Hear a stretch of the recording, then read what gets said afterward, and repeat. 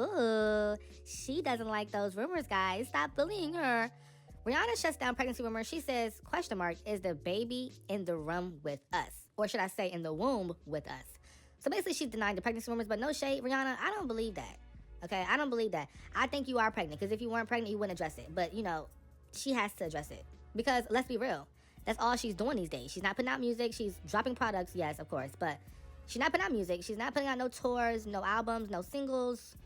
Just photo shoots and belly bumps. That's it. Just pregnancy bumps. That's it. And honestly, girl, if you're pregnant, own it. Ain't no wrong being pregnant, girl. Own it. I do think she's pregnant potentially, but a lot of the fans are saying, y'all gotta stop this pregnancy trend of trying to clock who's pregnant before they announce it. It's kind of strange. I get what y'all saying. I do get that. It can come across as a bit obsessive and like, okay, girl, like you so pressed and know I got a baby. You need to calm down. You need to get a life. And I can understand how frustrating it can be if you are an artist and like everybody's trying to like figure out if you're pregnant or not. So I get it. I do get that point too, but let's just be very real. Rihanna right now, she's in her breeding phase. Earlier on she was in her hitmaker phase. Now she's in her breeding phase. She's breeding babies now. That's her thing. She wants to get bred every 2 to 4 months, okay? So Rihanna, we know you're pregnant. We know you're buying baby clothes again. Moving on to Mariah the Scientist, y'all. She's online crying and moaning because she did not receive a Grammy nomination last year for her hit single, Burning Blue. Mariah the Scientist says, I don't want to say I expected a nomination, but when I wasn't included, I was like, well, damn. What do you need? Burning Blue went gold in 3 months. It went platinum the same calendar year. It debuted on the Hot 100 at number 25. Ain't nobody doing that these days, especially not black artists. That's true, but she acted like she went top 10 first week. Girl, calm down. You went top 25. She said, these days, Burning Blue was the highest debuting female R&B song on the Hot 100 in 2025, which it was. But I feel like, no shade, but Folded was a way bigger song, just being real. She said it was kind of a slap in the face, but they don't owe me anything. I don't know those people. Yeah, and also the Grammys knows that you're not that talented. That sounds mean, it sounds harsh, and y'all be getting on me about that when I talk about her. But I don't think Mariah the Scientist is that talented. I just don't think so. I mean, her songwriting is good, but her singing is not that great at all. Live, it's terrible. She has to have a lot of technology added to the microphone to sound somewhat decent. Now, I do think her production is good as well. Production and songwriting is her pro. But other than that, girl, you kind of mid. You just kind of mid to everybody else. You know what I'm saying? And you got more days to put in. You got more hours to put in. You've been doing this for a long time already, yes, but Burning Blue was popping, but it wasn't Grammy worthy. It wasn't Grammy worthy. And that's just no shade. I feel like her song called Is It a Crime? That is Grammy worthy. But Burning Blue, they didn't think so. So move on. Y'all have got to leave these ladies in their way alone. It is so rude. So somebody said this about Megan Thee Stallion's recent picture. She got a neck tattoo. I think it's for a film or something like that, or for a video. But they said, why would she get that tattoo around her neck? Oh my God, she looks dirty and fat. Damn, y'all are so harsh. They said, somebody else said, all that weight is coming back, LMAO. Why y'all so harsh to her right now? Does she look fatter? Yeah. Does she look sloppy? No. But she is kind of giving chubby. Is the tattoo cute? Fuck no, the tattoo's ugly. Tattoo looks a hot mess. But I don't know if it's real. It's probably fake. Why would Megan get that? If Megan really got that tattoo, y'all, she under some spells by Klay Thompson. Klay Thompson got her up in there doing some rituals. That's what's going on. If that tattoo was real, Klay Thompson has really taken over her brain. And not in a good way. Okay? Not in a good way. But low-key, I don't really care if Megan's getting fat again. I don't care about that. I mean, let her get fat. If she wants to be fat girl, fat hottie, fat girl stallion, let her be like that. Like, I don't know why that's a trending topic. Like, okay, she's getting thicker again. Megan was already fat when she got into the industry, but she got a big butt and she tall, so y'all let a lot of stuff slide.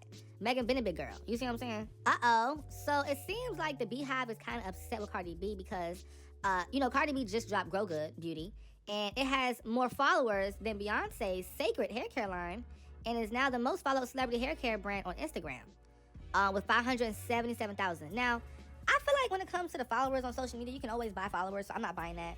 Also, just because she has the most followers right now does not mean she has the best brand or is going to be around in 5 to 10 years. Like, that's a problem. Y'all be so caught up on, like, Instagram likes and views and story views and instant gratification that y'all don't understand, hey, some things have to stand the test of time. Oh, she's selling out. Okay, yeah, she sold out one time. And who knows? She could have had 3 products in stock for each one. Like, you don't know that. You don't know how much she had in stock. I remember back in the day, Kylie Jenner had stocked, like a little bit amount for her Kylie lip kits just to say she sold out as promo marketing for the brand. Like, we don't know how much Cardi B really had in stock. She probably had, like, 100 in stock, maybe 25 in stock. We don't know. So, Cardi B's going to take over the hair care brand market. We don't know that, y'all.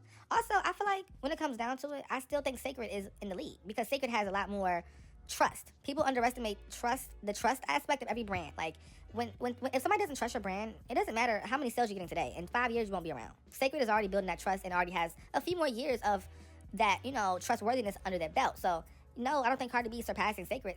Cardi B's brand has a long way to go before she's outdoing Sacred. And no shade, I don't think that mayonnaise, tomatoes, and fucking mango juice, and lemon squeeze, and parsley, and spaghetti in a bottle is gonna make you, I don't think it's gonna surpass Sacred. I'm just being real. I don't think so. She got avocado, she got mayo, fucking tuna. What else? Italian bread, 6-inch. Girl, a cookie, like Subway, is that you? Girl, I don't know. Moving on to Doja Cat. Planet Her by Doja Cat has surpassed over 10 billion streams on Spotify. It is now officially the most streamed album by a female rapper in the platform's history. Ooh, no shade, Planet Her is that girl. And it's kind of a fall from grace seeing how she went from Planet Her, Scarlet to V. It's like the quality, the hits. She had about 4 or 5 hits on Planet Her. Woman, Need to Know, You Right, Kiss Me More. What else she had? Get Into It, Yeah, Ain't Ish. Like, that was her era. Like, that was really a good era. I feel like back then, though, she wasn't trying to prove a point, and she wasn't doing too much. I feel like she recently has been doing a lot. But, Planet Her is, like, the it album. Do y'all think she can make another Planet Her? Do y'all think Doja Cat has the capability of getting into the studio and making another album with over 4 to 5 hits on one album? I think that she thought V... No, I don't know if she thought that was going to be V. Because, no shade, she didn't even give V that much promo. You know what I'm saying? V, you can tell she didn't really believe in it. Or maybe she did believe it. I don't know. V's promo was so strange because, like, she just posted on Instagram. And that was that. Like, no crazy rollout, nothing. Moving on to Olivia Rodrigo. She has dropped her new single. It's called Drop Dead. And it is now the #1 trending topic. But people low-key are talking bad about it. It's not trending for a good reason. It's low-key getting a lot of negative attention. And I played it, and I didn't really like it like that. Maybe it has to grow on me. Mind you, the song been out for, like, what, an hour now at this point? Yes, 1 a.m. I film all times of the day. But, no, on a serious note, though, what am I supposed... Yeah, okay, it was kind of trash. Yeah, it was ass, actually. Ow, wow, wow, wow. Moving on to Nicki Minaj, y'all. There is a bigger update for Nicki when it comes to the Beauty and a Beat takeover. It is a current takeover right now, in case you don't know. The song has got over 8 million streams in one single day. Nicki Minaj is online discussing it, replying to fans. She's even promising new music, but I'm not going to buy it. Nicki says things when she gets excited, and sometimes she doesn't deliver. But I do think that music is coming, but no time soon. No time soon. I know it's coming, but no time soon. Also, I do think that Beauty and the Beat, I think y'all should do a remix to it. I know that sounds unnecessary, but I think y'all should do a remix. That would that would kind of gag, right? Well, that's kind of not really needed. Or maybe, I don't know, I do want a remix, but, maybe not. Y'all, get into this with me real quick. It says Nicki Minaj has become the highest streamed black female artist for a single song in one day across any genre on Spotify. Her feature on Beauty and the Beat has surpassed the previous record set by Texas Hold'em, which is Beyonce, and Kill Bill, which is SZA. And it does not just say black rapper, not female rapper, black female artist. Do you know how many black female artists we have? I thought Nicki was canceled. Hold up. Let's start there. See, what's meant for you is always going to be for you, no matter what people say and do, and I really just love this for my good sis. I really, really do. Make sure y'all out here streaming Beauty and the Beat. Nicki also becomes the first hip-hop act to earn a #1 hit on global Apple and Spotify charts this year for Beauty and the Beat. If you ain't clapping right now, you finna get slapping right now. Okay, you finna get slapped in the face. That's what I mean. You finna get slapped till your tooth falls out, because it's already loose, you don't brush it, the shit decaying right now, so you finna get slapped right now, and your tooth gonna fall out. Support her right now, okay? Also, I do want to know if y'all are buying the song. That's my question for y'all. Y'all buying the song on iTunes, Amazon? Okay, because that's going to get on Billboard. So as of right now, Beauty and the Beat with Justin Bieber and Nicki Minaj is predicted to re-enter the Billboard Hot 100 next week. Currently aiming for a number 26 on Billboard. The 2012 hit organically peaked at number 5. And it's going to be with, how many units does it have? So it has about 102,000 units sold. So that means that is enough to get on the chart for number 26. But y'all got to keep pushing so it can get top 15 and then ease into top 10 the next week. Well, no, this weekend. Yeah, this weekend, Coachella Week 2 is happening. So hopefully after Coachella Week 2, it can then get it into that top 10 spot. Because, it's going to have a whole new peak. And maybe Nicki Minaj can come out. I think he should probably FaceTime Nicki and have her perform it or something like that. Something cute, something simple. Because, yeah. Crazy. It is now being streamed more than 8 million times by the Beliebers and by the Barbs. And also, it was #1 on the global Apple charts also for the first time ever. Like, y'all don't understand how big this is. For this song to be 14 years old and be #1 on 2 song charts that's streaming-wise after 14 years is crazy. The crazy part is, it's to the point where, if y'all remember, it ain't no more for their 14-year-old song, that they are in the comments like, oh, Coachella might have used their song, but they didn't even use Nicki Minaj's name. I really don't think that matters when Nicki Minaj is the most replayed part on the song. The song that got 1 billion views and Nicki Minaj is the most replayed part. So y'all can sit back and try to deny Nicki Minaj's impact all y'all want, but we all know Nicki Minaj's impact is out of this world. But pop y'all ish in the comments. Nicki Minaj being canceled and being #1 at the same time is so iconic, and I see why everybody is mad. Everybody's gonna have to stay mad because when Nicki Minaj's album come, we all know if they tuning in now, they'll definitely be tuning in later. Moving on to Cardi B's concert, everybody is like kind of gagging because why in the world is JT's manager slash QC owner, why is he over there at the Cardi B concert? And why is Quavo at the Cardi B concert? It's kind of weird. People are just confused. Like, wait, huh? Why are these people here? Like, what are y'all doing here? The internet is starting to get real weird. Listen, Quavo is facing backlash for attending Cardi B's concert after Offset breakup with her. And somebody gonna comment and say this is messy on multiple reasons. First of all, they related. Now, before y'all jump in the comments, they not related. Listen, Quavo is Takeoff uncle. So in black people family, y'all related. Whether it be by marriage or what, y'all related. Okay, first off. Secondly, nigga, if the person who you related to broke up with basically your niece or nephew, cause that's what Offset kid would be, basically Quavo niece. Okay, if y'all break up and my family member was the one that ain't shit, you ain't about to mess up my goddamn relationship with my niece, aka Cardi B, and she a good one. Me and her been kicking this whole time. Now that y'all broke up, I ain't into that shit y'all into. Shit, I'm trying to still be in my goddamn family life. For marriage or not. Sidebar, I ain't saying start telling her secrets and shit about what Offset was doing, or I'm glad they broke up and shit. Now that's when you getting a little weird, okay? But I don't take Quavo for that, and just like Offset ain't do no weird shit with Saweetie, okay? I digress. Shit, Quavo ain't got nothing to do with that. At the end of the day, they family. Once y'all had kids, it's different from just a little go together. Okay, y'all was married. That's his damn niece-in-law. Hell, don't give a damn what her Offset going through. Don't put me in the middle of that. And every time I see Cardi B, I'ma say, you know you still my niece, right? Shit, Quavo, keep doing what you doing, man. Hold the family together. Because the way it's starting to look, shit, that's the only thing that makes sense at this point. Y'all gotta sit down and talk about something that look crazy. That's the damn mother of his nieces.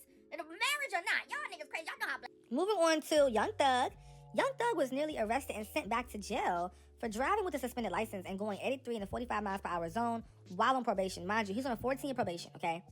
Somebody said it's no way he can go like 14 more years without a slip-up. So basically they saying he is not on his best behavior and he will be back in there soon. That's the problem with Young Thug is like, he don't like, boo, you gotta lock in. Why are you having a suspended license? Come on now. What's going on?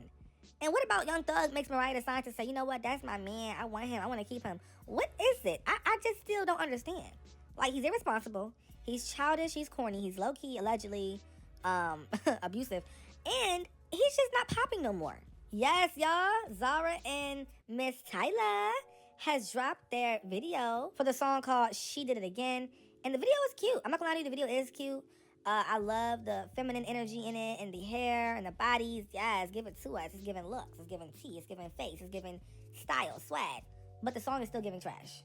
The song is not giving to me still. I don't know why. It's just not really hitting like that. But I'm happy these girls collaborated and they're doing something for the girls. Now, to those who do like the song, what makes you like the song? Like, what are you hearing that makes you like, okay, this is a good song? Like, what? Because I want to make sure I'm not tripping. I don't want to make sure, like, like, what's good about it? Okay, is it catchy? Is it like the beat? Is it the bass? Is it the vocals? The vocals from each artist on this song to me are very it's mediocre, nothing crazy, but I've heard it before. And it's just, this might be a flop. It just might. But they look so good, so beautiful, and I love the overall, girl power, girlhood. It's just really cute. JT has dropped her new single called Numb, and low key, y'all, it kind of grew me. I ain't gonna lie to y'all, it grew me really, really badly, and I love it. The song is very experimental, and typically experimental songs take time for people to catch on. And this song caught on to me. I'm not gonna lie to you. I like it a lot. JT, keep being authentic to you.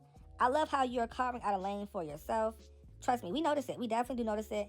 And, it's gonna go far. It takes time, though. When you're doing your own thing, carving out your own lane, it takes some time because nobody's doing that. You know what I'm saying? Nobody's doing what she's doing right now. But I am excited to see how she moves on with her album rollout.